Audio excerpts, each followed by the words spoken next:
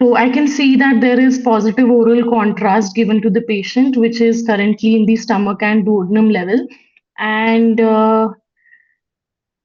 since I can see free contrast in the peritoneum, there has to be a perforation. Yes, I think I can see a perforation. So shall I show it with Yes, my please. Yeah, mouse? yeah, yeah. Yeah. Yes, go ahead. I think there is a defect over here in D2 segment of the duodenum, Mm-hmm. which is leading to contrast extravasation into the peritoneum. So, scrolling through the rest of the scan, I can see some mesenteric fat stranding. Mm-hmm. Uh, the rest of the bowel loop, visualized bowel loops, appear fairly normal, minimal mesenteric lymphadenopathy and reactive fat stranding. So, concluding my findings, these features are suggestive of uh, perforation of the D2 segment of duodenum. Likely, it could be due to a perforated duodenal ulcer. I would urgently discuss my refer my convey my findings to the gastrosurgery MDT for urgent surgical intervention for this So, patient. when you send the patient to the MDT, so this case came to you on a Saturday evening, and the MDT is next Friday. Oh no, sir, the emergency gastrosurgery on call doctor available because this needs to be urgently managed and surgical intervention would be required urgently without any delay. Okay. Okay, So so the we'll quickly show you the next case. Okay, go ahead. okay, I have been provided CT post contrast of the abdomen and pelvis. Quickly scrolling through the axial.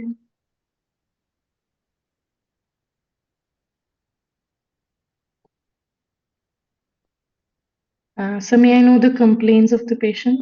So again, that's not a good strategy. Candidate one also Okay. did that. In the middle of the scrolling, never ask for the patient's history. That will bring your marks down. And if they have given you history, use that. If they have not, you have to paint a picture from the images that you've been provided. So you have to tell what you assume the history would be. Okay, sir. At the outset, the solid organs of the abdomen look normal. The liver, both the kidneys, spleen, and the pancreas look normal. I don't see any free intraperitoneal air, no free fluid in the abdomen.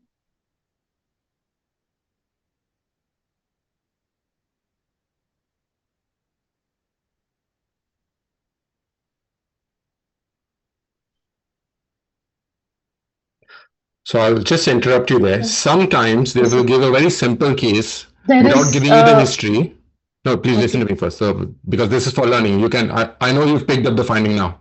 You yeah, probably do well in this case, but this is for learning and for practice. Sometimes they will give you a very similar, simple kind of a case without the history, and they'll just test your approach. Okay. So how you okay, approach is how you go about describing your organs and not miss anything. yes, sir. Okay. So now, since now you've picked it up, go ahead. I can see there is some focal mesenteric fat stranding in the left iliac fossa, and there is some uh, there is inflammation around the and bowel wall thickening involving the descending colon, terminal part of the descending colon. There is adjacent peritoneal thickening as well in the left iliac fossa, and some um, free air, which is loculated in within the mesenteric fat stranding. I am suspecting a perforation, loculated perforation from the um, um, descending colon at the junction of the sigmoid colon and the descending colon. Um, there's no abscess formation. I don't see any abnormal fat containing lesion within the foci. My suspicion is that of a perforated diverticula. Uh, However, there is no intraperitoneal abscess formation. So I will convey my findings to the referring physician. I will conclude it at perforated diverticular disease involving the descending colon with localized inflammation and mesenteric fat stranding and peritonitis in the left iliac fossa. Would refer the case to the gastrosurgery on-call surgeon for further management. This patient would require urgent surgical intervention in view of perforation. Uh, uh, yeah, that's it, sir. Okay. So that was good. And we finished your timing. And so give me a moment. I will describe. So I think you did pretty well in all the three cases, few hiccups here and there, but overall you're doing well. Before going on to the first case back again, since you've described this case now and I've not yet given you the history, can you now tell me what the history could have been? Left iliac fossa tenderness. And pain? So pain, Pain. severe Yes, sir. tenderness level. Pain and So, tenderness. Yes. once you've gone through the images, sometimes you don't even need the history. You can see the image and paint the picture in your mind. And if you do that in the exam, if you describe and then you say, I'm assuming this patient came to the A&E with severe left-sided pain, that would bring you from 6.5 to maybe 7 or 7.5. Okay, That's sir. what the best candidates do. They don't ask for the history. They tell the examiner what the history could have been from the images. Okay. So Okay, sir. that's the approach that you have to strive for. So this, I do agree. There was some confusion with these two lesions.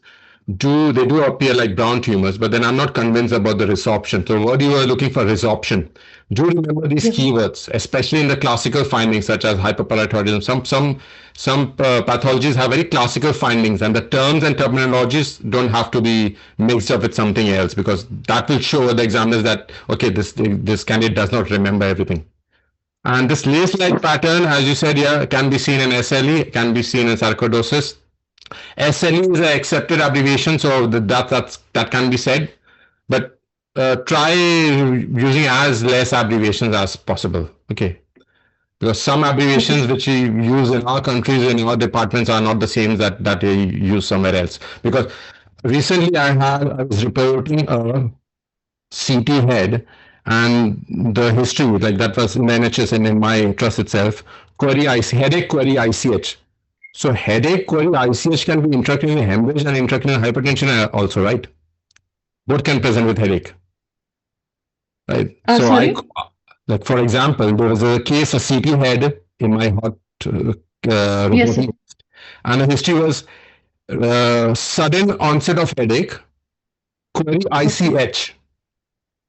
Oh, okay. So ICH can be intracranial hemorrhage. ICH can be intracranial hypertension as well, right? Oh, yes, sir. I Okay. called the registrar who was there and I said, please could you clarify? I mean, it can be anything. Okay. So try using less abbreviation. So I agree the two differentials will be that.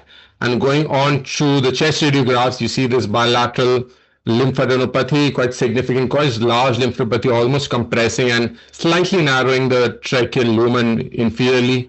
Also widespread parenchymal changes. And whenever you say anything related to the theory, make sure you know it properly. Like, for example, Skading's criteria has 0, 1, 2, 3, 4, 5, as I said. And stage 4 was the end stage pulmonary fibrosis. But surprisingly, stage 4, that's the fibrosis, is present in only 5% of the cases.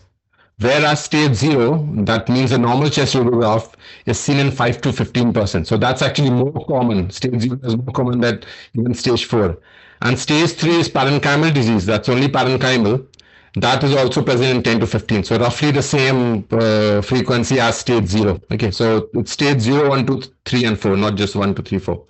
So again, it's sarcoidosis, and it's not acetylcholinesterase. It's angiotensin converting Yes. enzyme, ACE. Yes. Okay, again, Yes. so Very sir. when they'll because when you say theory, they'll quickly note it and they'll prove it further. Okay, so if you know it, go ahead. If you're not very sure, try to be safe and just get the pass marks. All Okay, right. sir. Okay. And this is also the same case, but then we've not discussed this. This was a case of pneumoperitoneum, so lungs relatively okay, but then this large pneumoperitoneum on the right side. You did pretty well in this case, quickly finished it off. I was very happy with the way you dealt with this, and you asked for a CT scan of the abdomen. Now, contrast was given, not always this is done, especially like we in our trust, we don't give oral contrast unless specified, but then water soluble contrast can be given in cases of perforation. That's not contraindicated. Barium obviously will be contraindicated. It can lead to peritonitis, but then we usually avoid it, but then it can be given in some cases. So there's lots of intraperitoneal free air, there's lots of free fluid. And you did mention that there's this hyperdense fluid. Why is that happening there? Why this is not hyperdense and this is hyperdense? Can you tell me?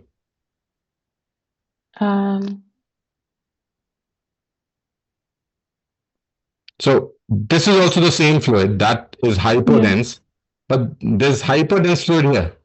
So why is it hyperdense? It's a simple common sense question.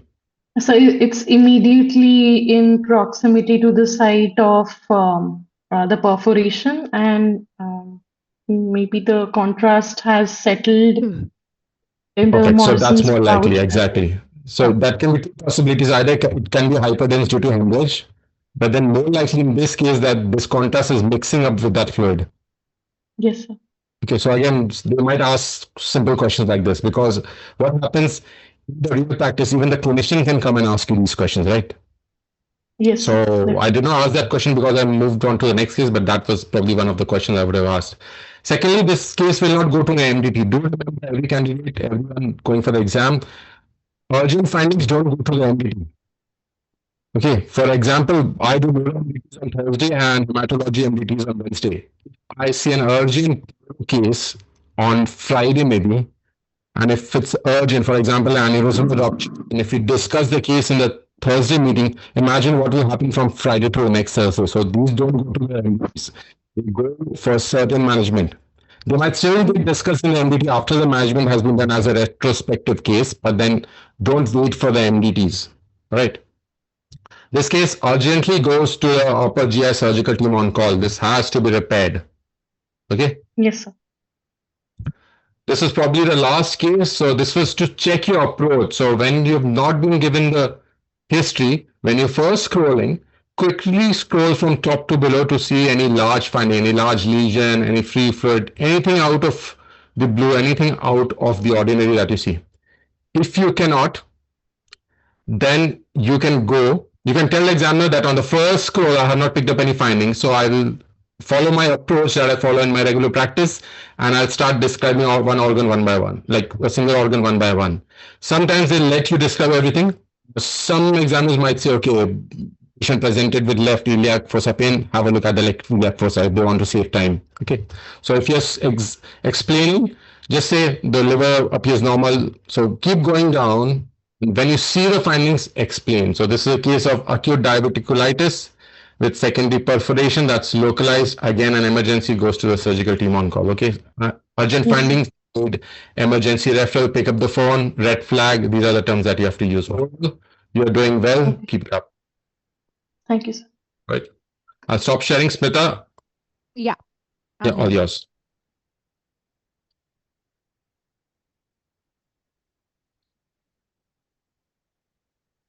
All right. Can you see my screen? Candidate 3. Hello? Yeah, let me unmute because Sure, what I've done, the settings are such that the candidates cannot, they're like the participants cannot unmute themselves. This is to prevent any random people, having it's safer. adding to a noise. Yeah. So Hello. candidate 3, yeah, there. Hello. Go on. Yeah. Hello, Good yes. evening. Good evening. Yeah. Doctor, may I? Yeah. I'll just share the remote control access with you, please. It's candidate 3, right? Yeah. Would you like me to 3A? ask or you 3A? can? 3A? Yeah. Yeah, so Yeah? there were two candidates. Okay. There were actually two candidates. So someone was probably trying to act over smart. So I made sure it's the right candidate we are connecting the wire So for. you're Go on. candidate 3A, right? Yeah, Doctor? that's a candidate 3 though. Sure. Yeah. Please start your Viva. Yeah, the time starts now, please. Okay, so this is a frontal abdominal radiograph of an sclerosing mature patient. I can see that there is multiple dilated small bowel loops occupying the upper abdominal cavity. There is paucity of bowel gas in the pelvis and no rectal gas seen. The bowel um, there is no evidence of I'm checking for any pneumoperitoneum, which I cannot see definite signs of pneumoperitoneum. Are you sure? Mm, I am suspecting regular sign in the right side and between the bowel loops.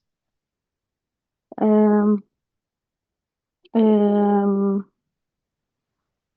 I'm checking for any. There is.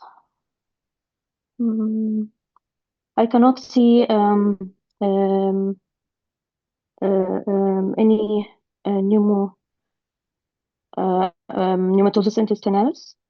I'm checking the liver shadow for any signs of branching lucencies. There is no definite branching lucencies overlying or projected over the liver shadow. I'm also checking for any site of hernia. I cannot see Sure, any. sure. I'll just guide Okay, you with this, doctor. Yeah, okay. all right. Can you just Yeah, I can explain see this? now. Yeah, Yeah, some branching lucencies over the liver shadow, good. which suggests I'm concerned about portal venous gas as they reach the periphery. Um, mm, What will you do next? so I will I would like to this is a surgical emergency. I will call the surgical on call and suggest that or inform that there's bowel obstruction with suspected neoperitoneum and portovenous gas, and I would like to do a CT with contrast, CT abdominal with contrast, Yeah, to for the cause to detect the cause and complications. sure. You can scroll the case, please. Okay, so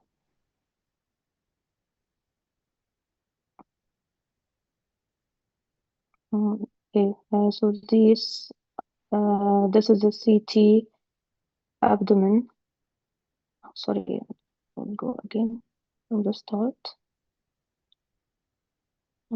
Okay, so this is the CT abdomen and pelvis without contrast of the same patient. Axial cuts, soft tissue window. I will take a moment to scroll through the images before I conclude my findings.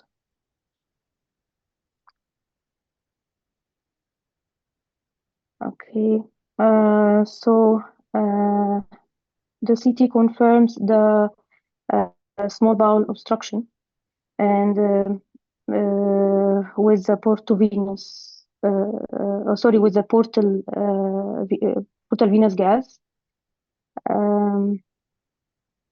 the extensive portal venous gas in the liver, and also I can see that there is mural gas, extensive mural gas throughout the bowel walls, the small bowel walls. Um, um, I cannot see free gas. I would like to nasogastric tube in situ within the stomach. I would like to trace the bowel loops to see the transition point. So there is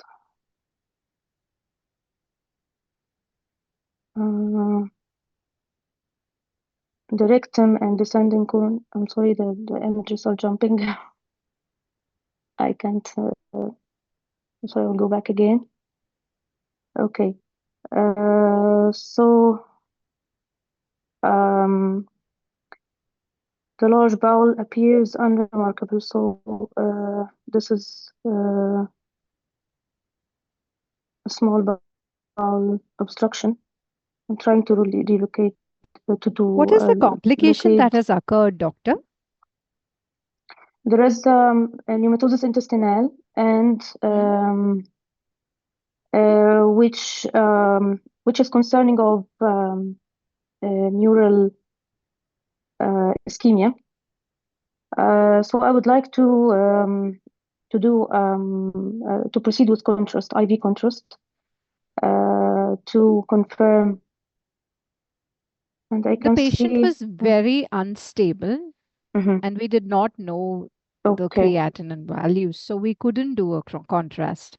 Is there Okay, anything I else? can see a gas Yeah. focus here within the superior mesenteric Is vein. there anything else that you can find out that points towards the cause? And summarize. There So is that, extensive atherosclerosis yeah. of the aorta, which is concerning of arterial ischemia of the bowel. There's also incidental pleural effusion with biphasic collapse. So, in summary, this is a small bowel obstruction and secondary to ischemia. The most probable cause is arterial atherosclerosis or arterial ischemia. This is complicated by portovenous gas and uh, pneumatosis intestinale. Which is consistent with Acute ischemic bowel, gangrenous bowel, small management, bowel. please. Management is urgently pick up the phone and call the referring physician and suggest urgent surgical team review and Good. We go to the next case. surgical team Sorry referral to team. interrupt you. We go to the next case now, please. Yeah. Okay, this is Sure. You can sagittal yeah. Okay, this is sagittal T1 MRI of lumbosacral spine. Sorry, T2. This is T2. Yeah. I will take a moment to scroll through the images Please. before I conclude my findings. So I can see there is increased The patient has got T2 severe backache. Yeah, there is increased signal, a marrow signal of the sacrum, and I'm suspecting that there is there are hypo-intense linear. Could you please show them to me? Yeah, if you can. Here. All Can you right. see my mouse? Yes. So I'm suspecting acute fracture. I would like to inquire about the patient history. You can go through these images also. Yeah. Okay. Um, No history of fall and severe no history of backache. fall. Okay. So the same area of abnormal signal appears hypo intense in T1, and I'm suspecting soft tissue. There is hypo intense signal in the presacral area as well. What will you do next? I would like to review the stair images and ask for contrast. Which stir? Any specific sequence you'd like? Stair sagittal. And also I would like to check axial images. Okay. All right. Yeah. Please proceed. Okay, so these are a stair coronal images of the sacrum. I'll take a moment to scroll through the images. So what I can see that there is high signal involving the sacral ila. It involves both sacral ila with H shape like on the sign. So this is concerning of insufficiency fracture. This is an elderly patient, so this might be in keeping with or maybe supportive of the diagnosis. What is insufficiency fracture? It's a normal stress on abnormal bone. Any common causes you know of? In elderly, where there's osteoporosis and they are liable for fracture from minor trauma. This is the most common cause, and also if there is, yeah. What would be your management, please?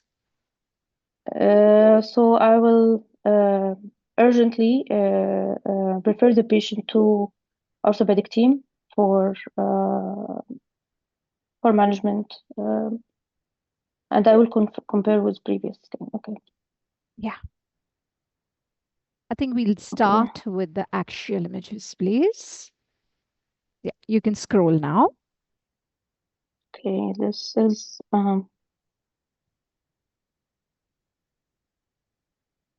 sorry.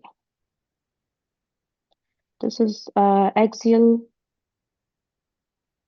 CT of the abdomen,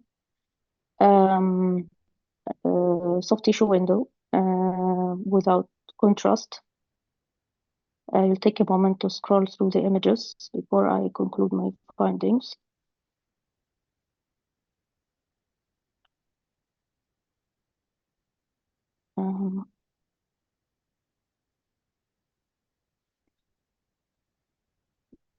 Okay, so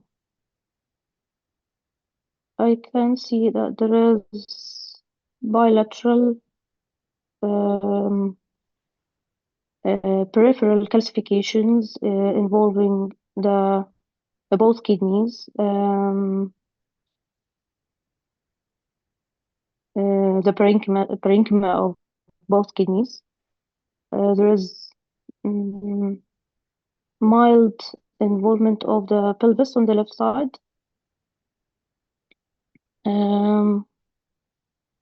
There is no hydronephrosis or calcifications. The kidneys appear slightly bulky in size. However, would you like I to see cannot... the coronal images? For Yeah, the sake of please. time, I'll just, yeah. Please scroll. Okay, so these are the coronal images. I'll scroll. So I can see that both kidneys are the left kidney appears more bulkier than the right side.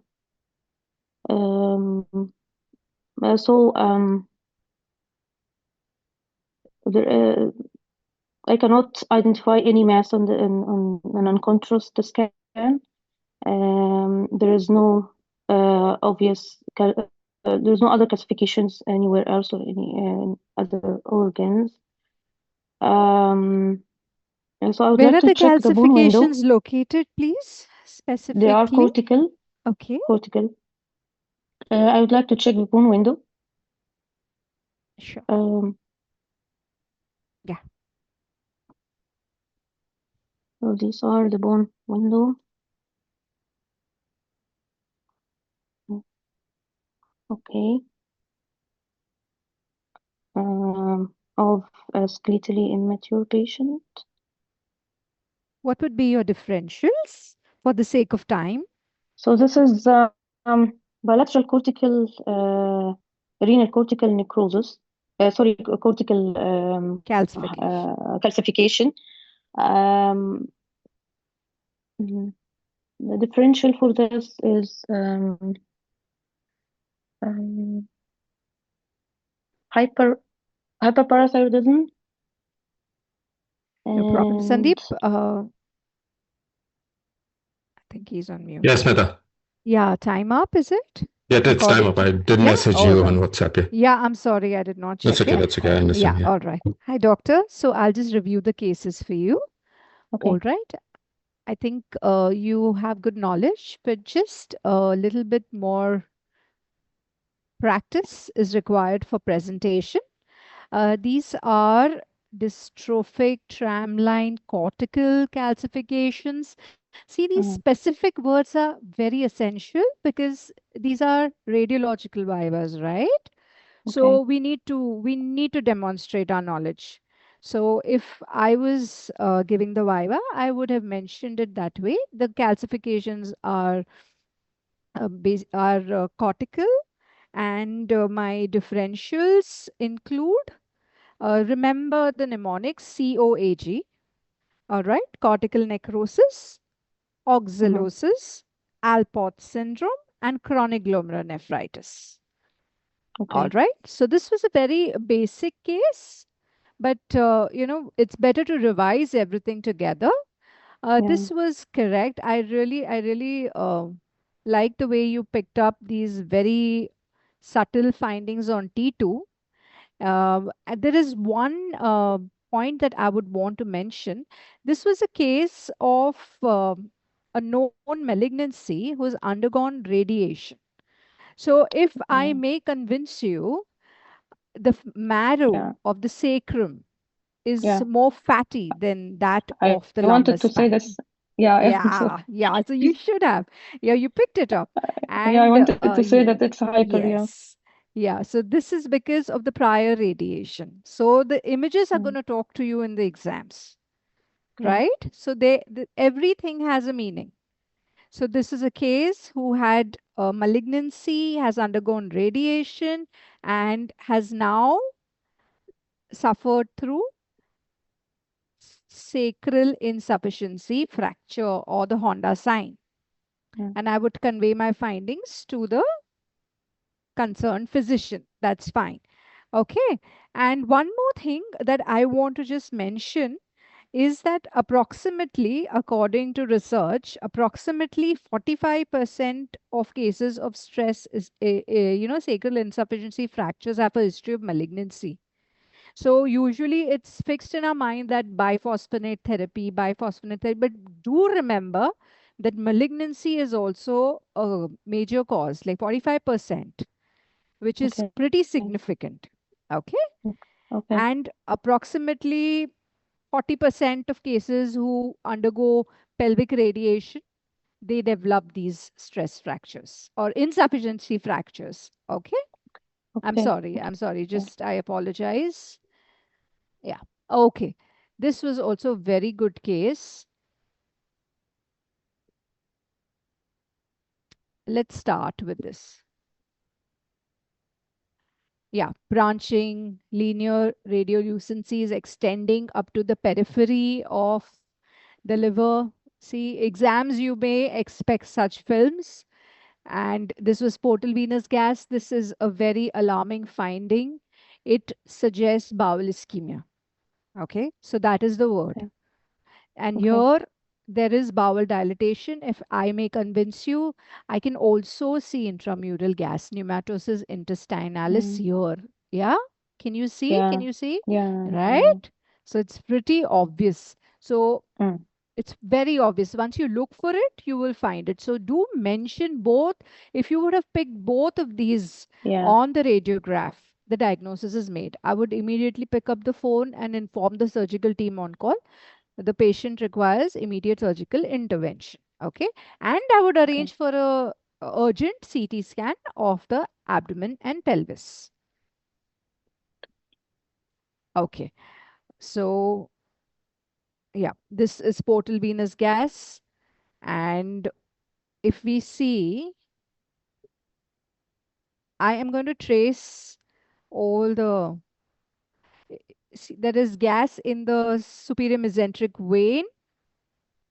Okay. There are gas locules in the mesentery, as well as there is intramural gas, that's pneumatosis intestinalis. So the bowel is already infarcted. And there is also a cause. There is significant atherosclerosis of the aortic, abdominal aorta, right?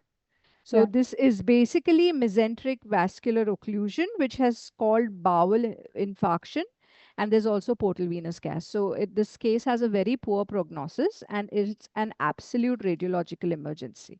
So you already on the radiograph have conveyed your report to the surgical team and said that, that you're suspecting this. So after Mm. seeing the scan, also, I would just mention that this is a surgical emergency, and I would pick up the phone and inform the surgical team that my findings have been confirmed. And this is an infarcted bowel with portal venous gas, and that's it. Okay. I Okay. hope it was helpful. Yeah. And Sure. yeah, all right. Sure. Thank you. Sandeep, Yes, Smita. yeah, anything you'd like to add, please? I think that's good. I mean, she does have the knowledge, needs to Yes, practice and to refine her skills. That right. practice makes perfect. So refining the Mm. skills will help a lot. And I'm aware that candidate 3 is already working as a clinical fellow in the NHS. So she has a better understanding of the system than some of the overseas candidates. So that is not a limiting factor for her. Okay, so she knows how to deal with cases, what the MDTs are, where like what all MDTs happen, how which patients to send to the emergency department, which patients to send for the MDT. So I think she'll do well. Right. So Good, before we all the finish, best. I'll just let the participants know. Some of you have been asking about the course. So we have decided a course. We did a course in January apparently. So I lost my father in February, and I have not been very regular after that. Smita knows, and she's been very supportive all through. But we will do a course in September, and currently the tentative dates are Saturday and Sunday, 20th and 21st. So 2 days. Sometimes we have 4-day courses or 3-day courses, but then this time, due to lack of time and some of the weekends, I'm not in the UK. Some the first weekend I'm on call, so we'll probably have longer sessions, maybe 5-hour sessions on both the days. But we're planning to do a course on the 20th and the 21st, and I see not there aren't any other courses during that time. So we'll make a flyer. The flyer is being currently prepared by our team, and we'll share it probably on Friday in the groups. Okay. Great. And we'll share the registration link as well. So the registration link will be on the website radiologyvibes.com. So we'll share the exact link along with the flyer at that time. Right. All right. Thank you, Smita, so Sandeep, much. thank you. Thank you for having me. And thank you so much. And thank you for your time. So everyone who has not filled the feedback form yet, please do that. That helps me. That helps you as well. Understand what you want from these sessions. It also will help you later when you join the NHS. So most of you will pass in the next session and probably will join within a year or a year and a half if everything goes well. So yeah, please fill the feedback form. Thank you, everyone. Thank you again, Smita, and good night. Good night. Recording stopped.